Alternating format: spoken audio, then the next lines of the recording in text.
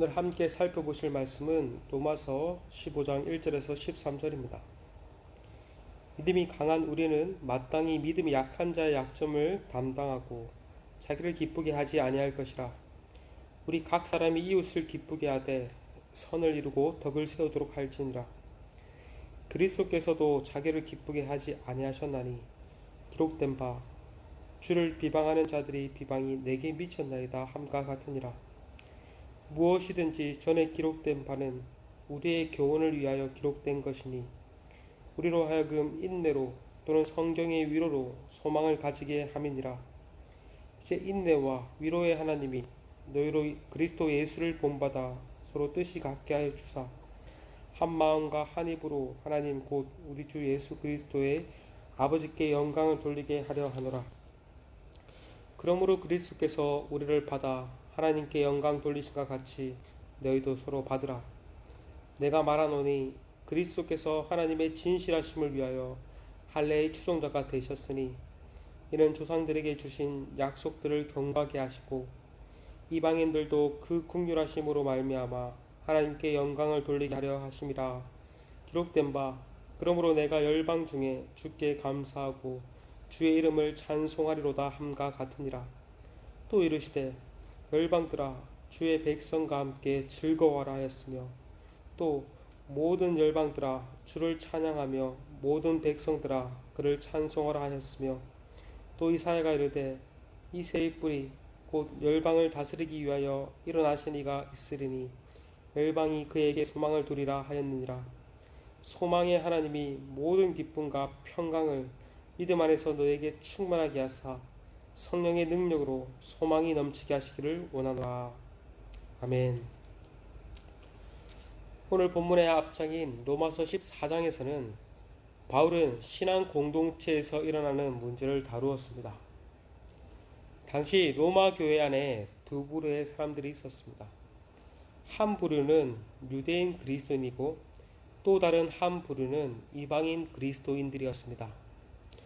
유대인 그리스도인들은 율법의 가르침을 따라 먹고 마시는 문제, 절기를 지키는 문제에 있어 자유하지 못하고 철저하게 지켰습니다.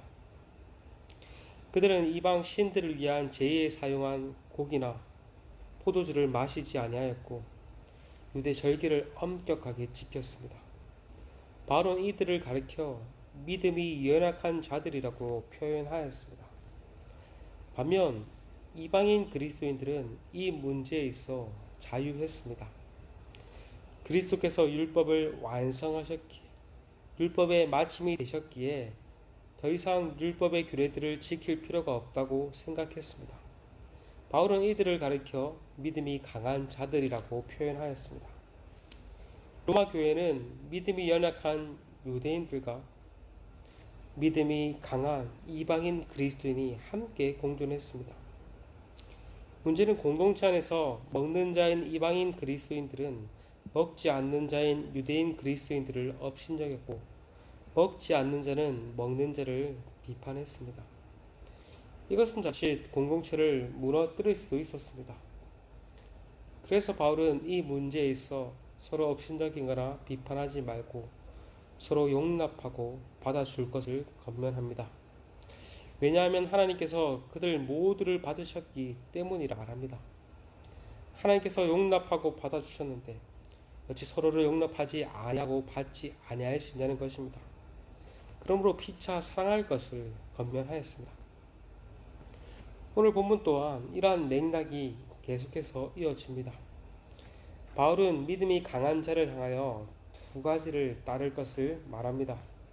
첫 번째로 믿음이 약한 자의 약점을 담당하라고 합니다. 15장 1절 상반절에 믿음이 강한 우리는 마땅히 믿음이 약한 자의 약점을 담당하고, 즉 믿음이 강함으로 먹고 마시고 절기를 지키는 문제에 있어서 자유한 자들이 믿음이 연약함으로 여전히 율법 가운데 매여 살아가는 자들의 약점을 이해하라는 말입니다. 우리 신앙 공동체에서도 다양한 부류의 사람들이 있죠. 영적으로 연약한 자에서부터 장성한 자에 이르기까지 다양한 부류의 사람들이 한 공동체를 이루고 있습니다. 어떤 사람들은 젖을 먹는 영적 유아의 단계고, 어떤 사람들은 단단한 음식을 씹어 먹을 수 있을 정도로 성숙한 단계입니다. 한 공동체 안에 신앙의 성숙도와 영적 상태는 다 다릅니다. 그러니 어떠한 일이 일어나기 쉽겠습니까? 믿음이 강한 자들은 믿음이 약한 자들을 판단하고 정죄하기가 쉽습니다. 우리 또한 얼마나 그렇습니까? 나는 새벽 기도에 나오는데 왜 저 사람은 새벽 기도에 나오지 않는가? 나는 이렇게 열심히 헌신하고 봉사하는데 왜 저 사람은 헌신하고 봉사하지 않는가? 이처럼 우리는 은근히 많은 사람들을 판단하고 정죄하기 쉽습니다. 그러나 바울은 믿음이 강한 자들을 향해 다른 사람들을 판단하기보다 오히려 믿음이 약한 자들의 약점을 보듬어주고 그들이 믿음이 자랄 수 있을 때까지 인내하고 용납할 것을 권면합니다. 그런데 참 이게 쉬운 문제는 아니죠. 우리는 뭔가 좀 내가 한다 싶으면 남을 판단하거나 정죄하려고 하기 쉬운 존재들이기 때문입니다. 우리에게 정말 믿음이 있다면 사랑 안에서 다른 사람들을 품고 용납할 수 있어야 할 것입니다. 이것을 위해 우리는 늘 깨어 기도해야 할 것입니다. 바라기는 그러한 은혜가 우리 가운데 있고 정말 우리가 넉넉함으로 다른 사람들을 용납해 줄 수 있는 은혜가 있기를 소망합니다.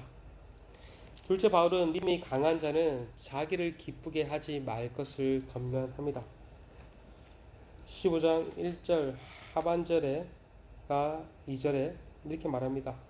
자기를 기쁘게 하지 아니할 것이라 우리 각 사람이 이웃을 기쁘게 하되 선을 이루고 덕을 세우도록 할지니라.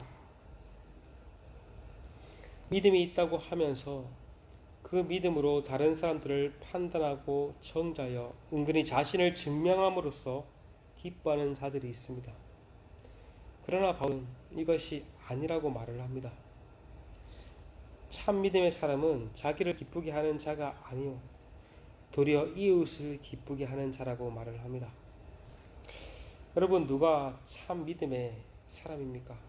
누가 진정으로 믿음이 강한 사람입니까? 바로 자신의 유익과 기쁨을 넘어 다른 사람의 유익과 기쁨 위에 살아가는 자들입니다. 그럴 때 그가 속한 공동체가 더 견고하게 세워질 수 있습니다. 이러한 사람들이 많은 공동체일수록 건강한 공동체입니다. 참 믿음의 사람이 된다는 것은 중심축이 이동하는 것입니다. 자기 중심에서 하나님 중심, 이웃 중심으로 중심이 옮겨지는 것을 의미합니다. 만약 우리가 믿음을 가지고 있다고 하면서 여전히 자기 중심성을 버리지 못한다면 그것은 참된 믿음이 아닐 것입니다. 그렇기 때문에 정말 우리는 이 부분을 놓고도 날마다 하나님 앞에 깨어지고 기도해야 할 줄 믿습니다. 이어서 바울은 자기를 기쁘시게 하지 않는 모델을 그리스도로부터 찾습니다. 3절입니다. 그리스도께서도 자기를 기쁘시게 하지 아니하셨나니. 예수님께서 자기 자신이 아닌 우리를 위해 비방을 받으셨다고 말을 합니다. 그 결과 우리가 주 안에서 기쁨을 누릴 수 있게 되었습니다. 바울은 당연히 우리가 그렇게 살라고 하지 않습니다. 우리가 따라야 할 모델이신 예수님께서 그와 같이 사셨다. 그러므로 우리도 그렇게 살아야 한다고 권면합니다. 성경은 결코 우리에게 막연히 이렇게 살 것을 명하지 않습니다. 이미 예수님께서 그같이 사셨다. 그러므로 우리도 그렇게 살아야 한다고 권면합니다. 복음을 제시하고 복음에 합당한 삶을 살 것을 권면한 것이죠. 그러므로 우리는 예수님을 알아가면 알아갈수록 더욱더 그러한 삶을 살아갈 수 있습니다. 이어서 바울은 이러한 그리스도의 모범을 로마 교회가 공동체적으로 실천할 수 있기를 기원합니다. 5에서 6절입니다. 이제 인내와 위로의 하나님이 너희로 그리스도 예수를 본받아 서로 뜻이 같게 하여 주사 한 마음과 한 입으로 하나님 곧 우리 주 예수 그리스도의 아버지께 영광을 돌리게 하려 하노라. 바울은 인내할 이유와 위로를 주시는 하나님이 성도들이 같은 마음과 생각을 품게 하사 그리스도의 생각과 마음을 품게 해달라고 기도한 것입니다. 그리고 이러한 삶을 살 때 하나님께 영광 돌리는 삶이 될 것이라 바랍니다. 여러분, 믿음은 반드시 공동체 안에서 그 진가가 드러납니다. 공동체 안에서 얼마나 연합을 이루며 살아가느냐, 자신의 유익이 아닌 다른 사람의 유익을 위해서 희생하느냐, 그것이 믿음의 척도입니다. 그럴 때 믿음의 공동체가 든든히 세워지게 되고 나아가 하나님께 영광을 돌릴 수 있게 됩니다. 바울은 로마 교회 공동체가 다시 반복해서 서로를 받아줄 것을 권면합니다. 7절입니다. 그러므로 그리스도께서 우리를 받아 하나님께 영광 돌리신 것 같이 너희도 서로 받으라. 여러분, 우리는 서로 받아주는 연습을 해야 합니다. 정말 그 사람이 이단적 가르침과 제약된 행동으로 인해 공동체 전체에 해악을 끼치거나 공동체를 와해하려고 하지 않는 이상 비본질적인 부분에 있어 믿음이 연약함으로 오는 모든 것들을 용납하고 받아줄 수 있어야 합니다. 허물 많고 죄 많은 우리를 그리스도께서 받아주시고 용납하신 것처럼 우리도 용서받은 자로서 다른 지체들을 용서하고 용납할 수 있는 은혜가 있기를 소망합니다. 바라기는 우리 주변의 다른 지체들을 넉넉하게 받아줌을 통하여 우리 공동체가 더욱더 든든하게 세워질 수 있기를 소망합니다. 이 시간 함께 말씀을 붙잡고 기도했으면 좋겠습니다. 예수님을 본받아 서로의 연약함을 보듬고 서로 세워줄 수 있는 사랑의 공동체가 될 수 있도록 은혜를 허락해달라고 기도합시다. 또한 방학 중 또 한국과 중국 오가는 성도들을 위해서 안전함으로 주님 붙들어 주시도록, 특별히 또 고3 수험생들을 위해 남은 입시의 과정 가운데 선하고 세밀하게 인도해 주시도록 시간 함께 기도하신 후에 공동체와 개인적으로 기도하시며 나아가시겠습니다.